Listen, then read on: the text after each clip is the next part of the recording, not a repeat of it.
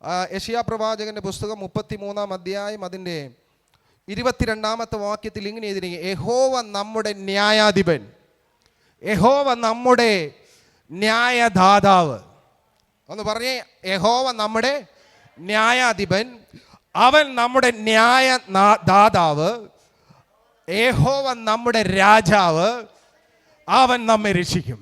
അവനാണ് നമ്മുടെ ന്യായാധിപൻ. ഒന്ന് പറഞ്ഞേ, അവനാണ് നമ്മുടെ ന്യായാധിപൻ.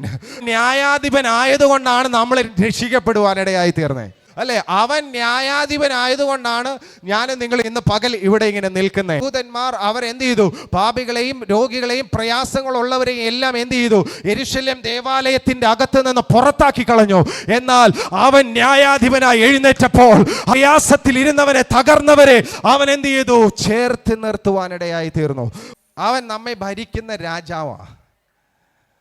അവൻ നമ്മെ ഭരിക്കുന്ന രാജാവാണ്. ഈ രാജാവ് നമ്മെ ഭരിച്ചാൽ എന്ത് സംഭവിക്കുമെന്നറിയാമോ? അവിടെ ഒരു സമൃദ്ധി ഉണ്ടാവും. എന്ന് പറഞ്ഞ്, ഈ രാജാവ് ഭരിച്ചാൽ ഇവൻ ബഹുസമ്പന്നനായതുകൊണ്ട് ഇല്ലാത്ത ഒരു വിഷയം ഉണ്ടെങ്കിൽ അതിനെ സൃഷ്ടിച്ചു തരുന്നവനും ആയതുകൊണ്ട് ഞാൻ നിങ്ങൾ എന്ത് ചെയ്യണ്ട? ഒരു വിഷയത്തിലും ഭാരപ്പെടണ്ട എന്ന് പറഞ്ഞ് ഇല്ലാത്തതിനെ അവൻ സൃഷ്ടിച്ചു തരും. ഇന്ന് നിന്റെ ജീവിതത്തിൽ ഇല്ലാത്തത് എന്താണോ അതിനെ സൃഷ്ടിച്ച് തരുവാൻ കഴിയുന്ന നല്ലൊരു രാജാവാണ് നമ്മുടെ കർത്താവ്.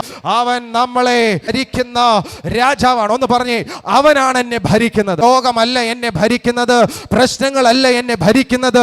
എന്നെ ഭരിക്കുന്നത് ഒരു നല്ല രാജാവാണ്.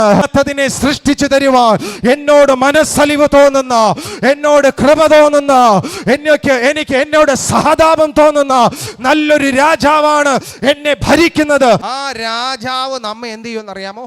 രക്ഷിക്കും. അവൻ നമ്മെ രക്ഷിക്കും, അവൻ നമ്മളെ വിടുവിക്കും, അവൻ നമ്മളെ പരിപാലിക്കും. ആ ചിറകിനടിയിൽ കോഴി എന്ത് ചെയ്യും?